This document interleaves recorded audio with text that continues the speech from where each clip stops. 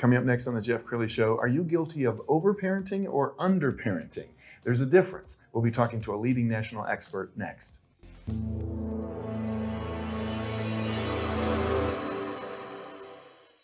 Many are predicting that the worst is yet to come, which is unfortunate, said one person here.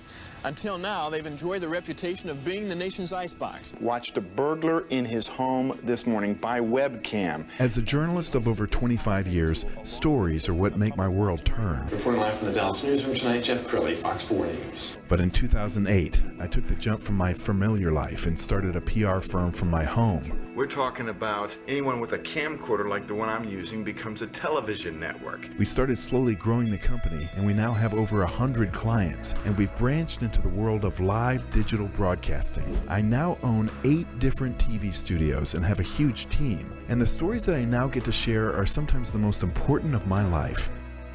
Life has a funny way of coming around full circle. This is the Jeff Crilley Show. So my kids are grown now. They both work for me here at Real News, but I got a confession. I am guilty of underparenting. I wanted to be their best friend, and so I was the all-loving dad, and the chore of disciplining the kids fell to my ex-wife. But I can tell you that there is a difference between overparenting and underparenting, and you got to find that right balance. To talk about that, Kristen Hatton, she's an author, counselor, and founder of Redemptive Parenting. Thanks for coming on the show. Well, thanks for having me. Absolutely. I look forward to this conversation. Of course. Well, let's talk a little bit about your journey. How did you become kind of a parenting expert?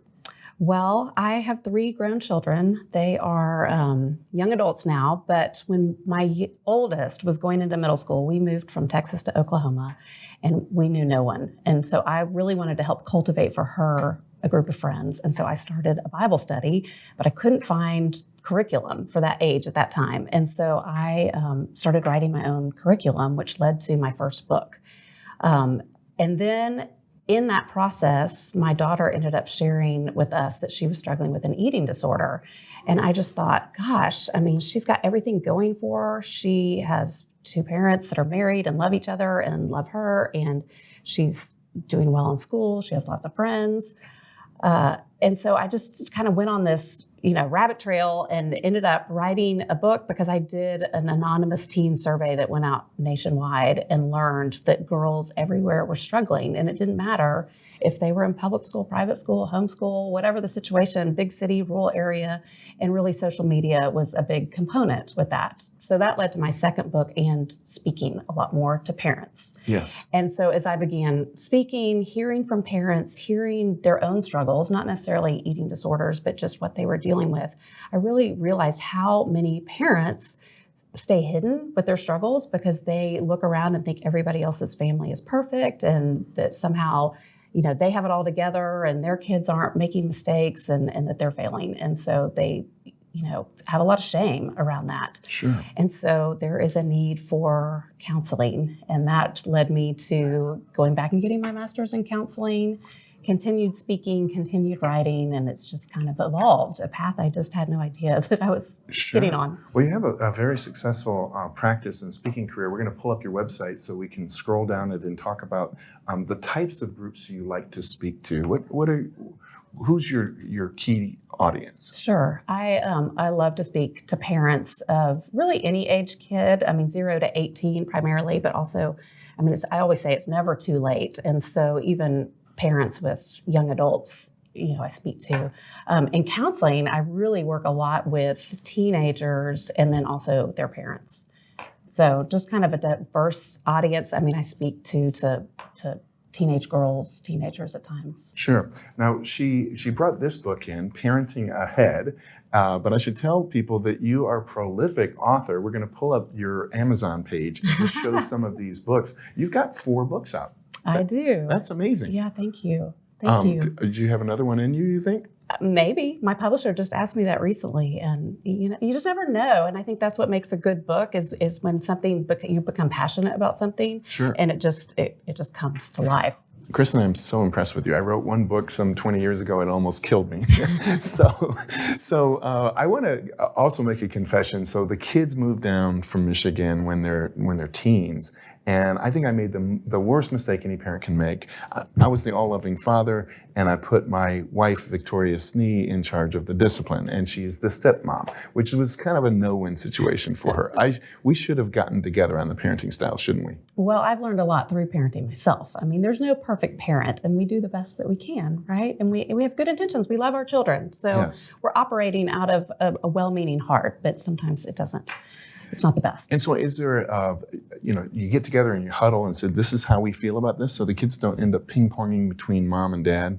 Sure. Yeah, you need to have a united front for sure. Yeah. Okay, let's talk about the overparenting. Okay. So overparenting would be what you would equate as helicopter parenting. So it's the swooping down, taking care of things. Again, well-meaning. It really, beneath that is the parents want happiness, success. And so there's a lot of control, over control. And so they don't let their children fail. They take care of things. And we think that we're helping them because we're kind of protecting them or putting them in a bubble wrap so that they don't experience adversity. But what we were seeing in research with college students and young adults is they're falling apart. A lot of the anxiety, depression, low self-efficacy, suicidal ideation, these things are stemming from young adult kids who have grown up and they don't feel equipped to handle life on their own because parents always just took care of it for them. Right. And parents come from a good place. They just want their child to have a better life than they did. But by lawn mowing over every obstacle, you're not really helping the kid, You're are not you? helping them. No, you shouldn't do for them what they can do for themselves. Absolutely. I also want to talk about like shaming, because there's a lot out there. And I think many people kind of wrestle with, am I doing this right? My neighbor does it a different way. In fact, I want to brag about Kristen. She has just dozens and dozens of videos out there, and this is one that addresses that. Good morning. I'm out here by the Bush Library, a little oasis in the middle of Dallas. But I'm jumping on here because I've heard from several lately about how hard it is to swim upstream as a parent. You're feeling like, why do no other parents have curfews? Why did they not see that these, say, homecoming plans don't make sense? Why is no one else saying no to the crazy? And to that I would have to say, and this is something we had to deal with ourselves in parenting teens, is what is it that's ruling our hearts? As I often say, parenting starts with the heart of the parent. So what is it that is our idol? What is it that we fear? And I would say that that is the idol underneath this. Is it that we fear that our child will be upset with us and that we'll lose the peace of our household? Do we fear our child being left out? Do we fear losing the approval of other people who we really want to be part of that group or to be thought highly of? And so we're willing to not go with our convictions or not even have convictions because of our ruling idols. So I would encourage you, if you're in this boat, whether it's with homecoming type things or you have younger children, consider what is it that's ruling your heart? What is the idol? I think we'll see, bottom line, Christians look a lot like the world because so often we are bowing down to something other than God. And I think it's become even more difficult now than it was, say, 20 years ago, because social media is all over the place and people can get nasty on social media. So you post something that you think is a happy thing, and the next thing you know, you got 20 comments from people saying, how dare you? Sure, yeah. I mean, you never know what you're going to get. It's vulnerable to put something out there, right? Sure. I also want to talk about your faith, because you are a woman of strong convictions. Tell us about how your faith plays a role in your practice. Sure. I really see, and with parenting specifically, parenting starts with the heart of the parent. And so I really, as a believer, I can counsel anyone and I can not share my faith, but I feel like we're holistic beings. God made us. I mean, our physical being, our emotional, our spiritual, we're all connected.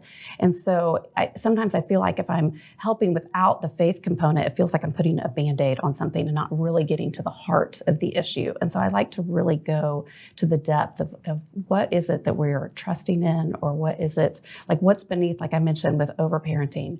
There's something driving our parenting style. So what is that? Why are we parenting the way we are? We haven't really talked about underparenting, but I would say, well-meaning parents there too, but what they're wanting is peace, and let's just keep everybody happy. And so I talk about it as a believer is what's ruling our hearts, what's the idol ruling our hearts, and what are we trusting in instead of God. Sure. So, and two of my own children have gone to counseling, and it was really important to me what is being spoken into them, because faith is important, and I see true healing coming from Jesus. And so apart from that, I want clients to see that, strength in him, and he is their true peace. And because the trauma and difficulties, life is hard.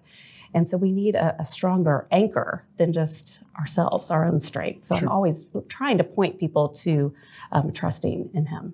Kristen, I want to have people understand how you work with families. Do you coach moms and dads and kids all at the same time, or are you seeing them individually? Mostly individually. I do some family counseling.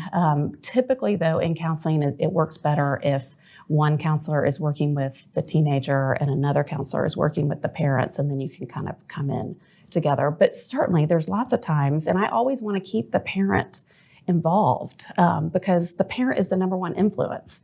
And so I want connection. And a lot of times teens are coming to me because there's disconnect at home.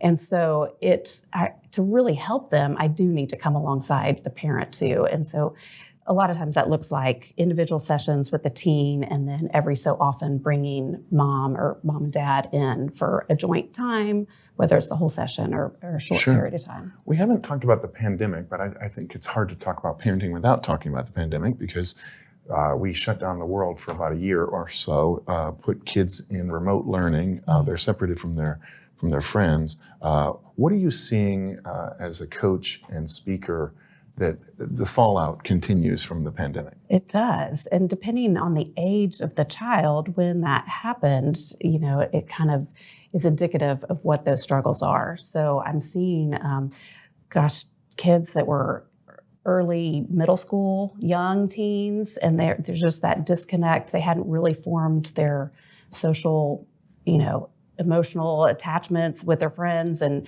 now it's very isolating. I see even on college campuses, we're very much more individualistic. We're just not as connected. There's a lot more fear and insecurity. Sure. Social media plays into that, as well as that time of the pandemic, just not knowing how to connect really with peers. Sure. And that fear. I know you've helped countless families, and it's hard to pick a favorite, but do you have any examples that come to mind of a family or a child that you've worked with? Yeah, I end up just like falling in love with everybody that I work with. It's really rewarding to see someone come in, especially if they've experienced trauma or significant just family dysfunction, and then to over time see that change happen. And there was a particular person that really was having great heart. She had undergone a lot of trauma and didn't have a relationship with one of her parents. And just to see, to know what it was like at the beginning, she would sit on the couch and barely look at me. And it was just, really hard to pull her out. But over time, just how she would come, bouncing into the room, and just everything about her countenance changed. Sure. And just what that relationship, the mended relationship that began happening between she and her parent. It's a long, especially with teenagers, it can be a long road. I know parents often want a quick fix, but depending what they've gone through, because they're teenagers and you have to gain their safety, Sure. They're not going to just start opening up to me as a stranger initially. And so you just have to be patient and just love them where they are without judgment. Tell us about the process. If someone's watching this saying, I think I just found my counselor, they contact you through the web, and then do you have a sit down or a Zoom to see if it's a good fit? Sure. So I work at men's counseling here in Dallas. Oftentimes people reach out to me directly, but they can also call our office. And I'm happy always to have like a 15-minute consult to make sure I'm the right fit. But typically we kind of determine that on the phone, and then they'll come in for an hour intake appointment, and then we'll establish some goals and go from there. Outstanding. Final thoughts. What would you like to leave people with? Well, I think just for the parent, just encouragement, really, because I sense that parents everywhere are struggling, feeling like they're not doing enough, they're not measuring up. They look around and think everybody else has it together. And I just want to encourage you to be present with your family, slow down. There's all this hustle and bustle and striving.